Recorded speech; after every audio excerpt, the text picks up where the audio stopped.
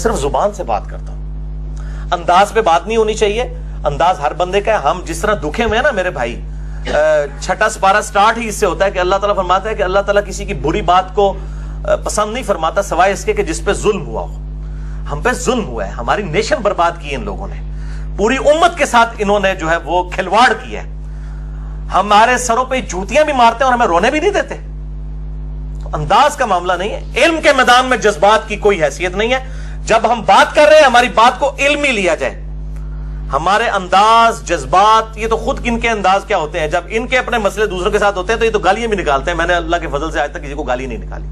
باقی انداز والا معاملہ یہ اللہ تعالیٰ نے، اب سیدنا ابوبکر جو ہیں وہ سیدنا عمر نہیں بن سکتے تھے، سیدنا عمر سیدنا ابوبکر نہیں بن سکتے تھے. زمین و آسمان کا فرق تھا دونوں کی نیچرز میں. اللہ تعالیٰ نے یہ نیچرز بنائی ہیں، لہٰذا اس کے اوپر کوئی اعتراض نہیں کرنا چاہیے. اور باقی رہا ڈگری والا معاملہ، تو میں اکثر ان کو کہتا ہوں کہ اللہ کے بندوں، ہماری باتیں جو ہیں وہ چھپی ہوئی نہیں ہیں، چھپی ہوئی ہیں اور ویڈیو میں ریکارڈڈ ہیں. ہمارے علم کو جج کرنا ہے ویڈیو سے دیکھیں، ڈگری اپنے پاس رکھیں. صحیح بخاری میں آپ صلی اللہ علیہ وسلم ہمیں ڈگری دے گئے ہیں، بلغوا عنی ولو آیہ، پہنچا دو میری طرف سے خواہ تمہیں ایک آیت ہی آتی ہو. ہمارے پاس تو نبی صلی اللہ علیہ وآلہ وسلم کی ڈگری ہے. آپ کی جعلی ڈگریاں چاہیے فرقوں کی، آپ کی تو فرقوں کی ڈگری ہے. یہاں تو الحمدللہ تمام مکاتب فکر کا علم یکجا ہے. اور دوسری وہی بات جو صحیح بخاری میں 2311 نمبر حدیث ہے، آپ صلی اللہ علیہ وسلم کے ریفرنس ہے، اس کا مفہوم یہ بنتا ہے کہ شیطان نے آیت الکرسی کا وظیفہ انسانی شکل میں آ کے سیدنا ابو ہریرہ کو تعلیم کیا. تو آپ صلی اللہ علیہ وسلم نے فرمایا کہ وہ ہے تو جھوٹا تھا لیکن اس نے بات سچی کی ہے، وہ شیطان تھا. تو شیطان بھی اگر کوئی بات کرے سچی تو یہ نہیں دیکھنا کہ وہ شیطان ہے، نہ اس کا انداز دیکھنا ہے، بلکہ علمی بات ایکسپٹ کر لینی ہے. 2 + 2 4 ہی رہیں گے، چاہے میرے ساتھ کچھ بھی ہو جائے 2 + 2 4 ہی رہیں گے. چاہے میرے مخالفین کچھ نہ کچھ دلائل لیں 2 + 2 4 ہی رہیں گے. اگر کوئی سورج پلٹا دے، چاند کو 2 ٹکڑے کر دے، زمین جو ہے اس کو آسمان پہ لے جائے، آسمان کو زمین پہ لے، اور اس کے مقابلے پہ آپ سے کہ 2 + 2 5 ہوتے ہیں، آپ کہیں نہیں یہ آپ نے سب کچھ کر کے دکھا دیا لیکن 2 + 2 4 ہی ہے. یونیورسل ٹروتھ ہی رہتا ہے. میں جو کچھ بھی ہوں، میں نے کتاب و سنت سے جو دلائل رکھے ہیں الحمدللہ وہ وہی رہیں گے. میری زندگی میں بھی، میرے مرنے کے بعد بھی، پرانے بزرگ تو مرتے تھے وہ پھر مر ہی جاتے تھے، چند ایک ہی کتابیں باقی ہیں، لیکن الحمدللہ اب کوئی مرتا نہیں ہے، ویڈیوز میں ہمیشہ زندہ رہتا ہے. ڈاکٹر اسرار صاحب کو آج بھی میں لگاتا ہوں، لگتا ہے زندہ ہے. 2010 میں فوت ہوئے، وہ 14 اپریل 2010. اور آج دیکھ لیں یہ اپریل کا ہی مہینہ جو ہے وہ ہے، اور آج کیا ہے 29 اپریل 2017. 10 سال ہو چکے، جو ہے 7 سال ہو چکے میں، لیکن لگتا ہے کہ وہ زندہ ہے. ویڈیوز میں تو زندہ ہے. اس طرح الحمدللہ یہ ویڈیوز جو ہے یہ لٹکتی تلوار رہیں گی علماء کرائم کے سر پہ، اور جو اہل حق ہیں وہ انشاءاللہ اس سے فیض ہمیشہ حاصل کرتے رہیں گے انشاءاللہ تعالی.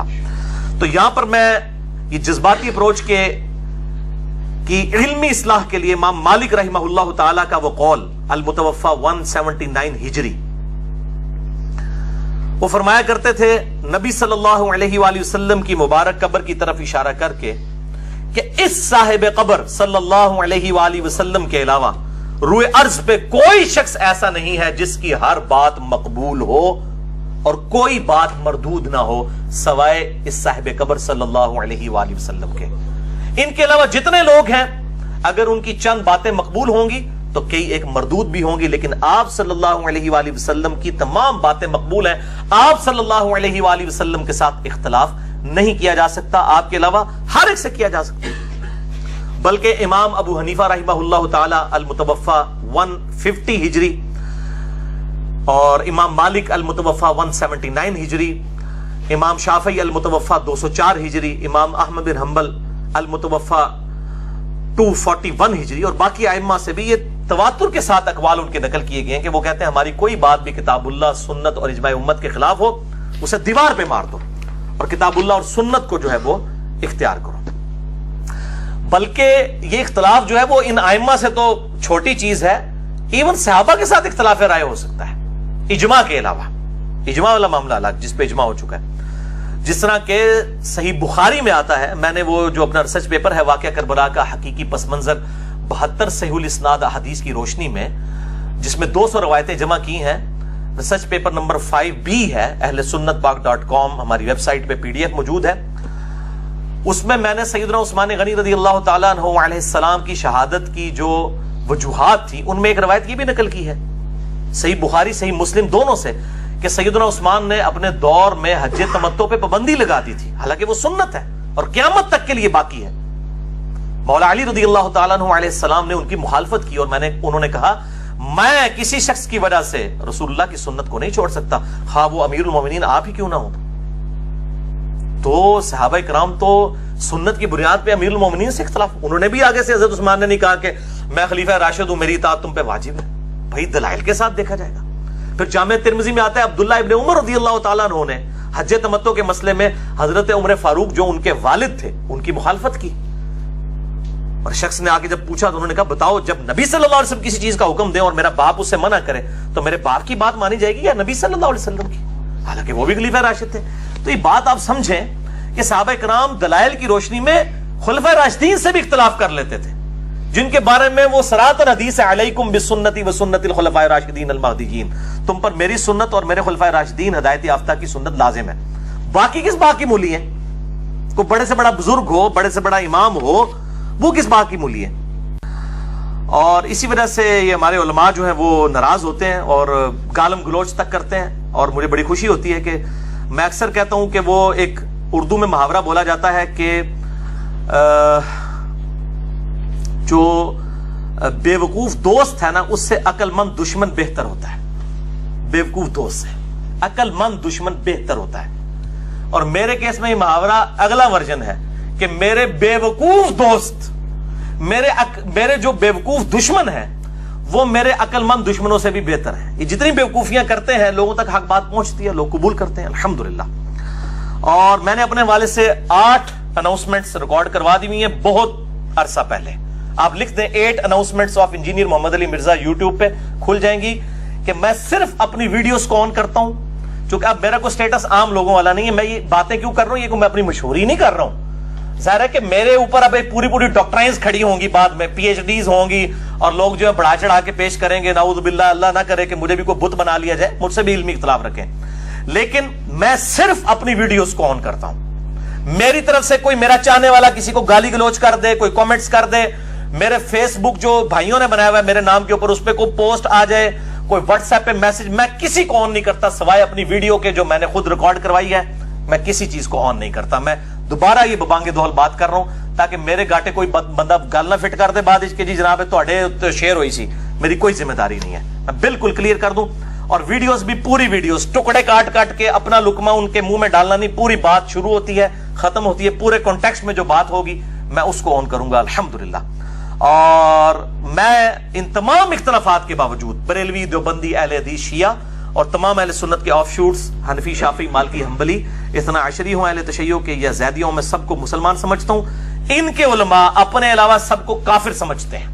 جب آپ کسی کو گستاخ رسول اور مشرک کہہ رہے ہیں تو کیا کہہ رہے ہیں؟ کافر کہہ رہے ہیں نا۔ ان کے علماء اختلاف کر کے دین سے ہی نکال دیتے ہیں اگلے کو، میں الحمدللہ اختلاف کرنے کے باوجود دین میں ہی رکھتا ہوں، سوائے قادیانیوں کے جس پہ اجماع امت ہوا ہے، ان کے علاوہ میں تمام مکاتب فکر کو الحمدللہ مسلمان سمجھتا ہوں۔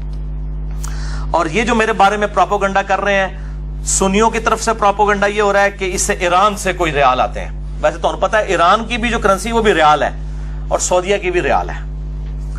اور جو اہل تشیع ہیں وہ کہتے ہیں جی اس کو سعودیہ سے جو ہے وہ ریال آ رہے ہیں۔ میں لعنت بھیجتا ہوں سعودیہ کی امداد کے اوپر بھی اور ایران کی امداد کے اوپر بھی۔ الحمدللہ بھائی اپنی محنت مزدوری کر کے کماتے ہیں، اللہ کا شکر ہے، کوالیفائڈ انجینئر ہوں۔ آج کی ڈیٹ 29 اپریل 2017، اس وقت بھی الحمدللہ میری کوئی ٹیک ہوم سیلری جو ہے تقریباً 1.5 لاکھ پاکستانی کے قریب ہے، $1,500 آپ سمجھ لیں امریکن، الحمدللہ۔ اور سرکاری ایک محکمے میں جاب کرتا ہوں، 19 گریڈ کا آفیسر ہوں۔ میں کسی سے کوئی چندہ لے کے یہ دین کا کام نہیں کر رہا ہوں کہ میں جناب یہ ویڈیوز ریکارڈ کرنے کے پیسے لیتا ہوں اور میری روٹی روزی دین سے۔ حالانکہ میرے گھر تک ایسے لوگ آئے ہیں جنہوں نے کہا لائف ٹائم خرچہ آپ کا اٹھاتے ہیں، آپ نوکری چھوڑ دیں۔ میں نے کہا یہ کام میں نے نہیں کرنا، پھر میرے اور مولویوں میں کیا فرق رہ جائے گا؟ تو اس لیے میں آج وہ اناؤنسمنٹ اپنی ریپیٹ کر رہا ہوں کہ میرے بھائیوں الحمدللہ میری روٹی دین کے ساتھ نہیں جڑی ہوئی، اور میں اپنی ذات کی خاطر دین سے 1 روپیہ کمانے کو بھی حرام سمجھتا ہوں، کسی پہ فتویٰ نہیں لگا رہا، اور نہ میں یہ کہہ رہا ہوں کہ سورس آف انکم دین کو نہیں بنایا جا سکتا، بنا سکتے ہیں لیکن سبسسٹنس لیول کے اوپر۔ یہ بڑی بڑی عمارتیں اور یہ ٹشکرے قسم کے باڈی گارڈ بھرتی کرنا اور بڑی بڑی گاڑیاں، اس کی نہیں، سبسسٹنس لیول، جس طرح ڈاکٹر اسرار صاحب نے کیا۔ میں اپنی ذات کی خاطر دین سے 1 روپیہ کمانے کو بھی حرام سمجھتا ہوں. یہی وجہ ہے کہ میں نے فرقہ واریت کو 3 طلاقیں دے کر اور 4 تکبیریں پڑھ کر ہمیشہ کے لیے دفنا دیا ہے, کیونکہ جس کی روٹی دین کے ساتھ جڑ جائے وہ کبھی بھی آپ کو حق بات نہیں کرے گا الا ماشاء اللہ, الا ماشاء اللہ. کبھی حق بات, اس کو فوراً فکر پڑ جائے گی کہ ظاہر مسجد و فرقوں کی ہیں, اگر وہ اس فرقے کے خلاف بات کرے گا مسجد کمیٹی اس کو فارغ کر دے گی, اس کے بال بچوں کا خرچہ کون اٹھائے گا؟ اپنی عقل کھولیں آپ خود, اور اللہ تعالیٰ سے دعا کریں کہ اللہ تعالیٰ اس دن سے پہلے کہ ہماری روٹی دین کے ساتھ جڑ جائے, ہمیں ایمان و عافیت کے ساتھ مدینہ شریف میں موت, بقیع غرقد میں مدفن اور جنت الفردوس میں اپنے محبوب صلی اللہ علیہ وآلہ وسلم کا پڑوس عطا فرمائے, آمین ثم آمین. اور میرے بھائیوں, جتنے بھی یہاں 80 کے قریب لوگ بیٹھے ہوئے ہیں, اکثر لوگ میرے ماضی سے واقف ہیں کہ میں اپنی پیدائش 4 اکتوبر 1977 1977 سے لے کر 2008 تک آلموسٹ 30-31 سال تک بریلوی رہا, اس کے بعد کچھ عرصہ دیوبند, پھر اہل حدیث, پھر اہل تشیع کے ساتھ بھی ایز اے اسٹڈی گزرا. آج بھی میں سب کو مسلمان سمجھتا ہوں سوائے قادیانیوں کے, لیکن علمی اختلاف جو ہے وہ کرتا ہوں, اور جہاں پر بریلوی ٹھیک ہے میں ڈنکے کی چوٹ پہ کہتا ہوں حیات النبی کا میرا لیکچر سن لیں.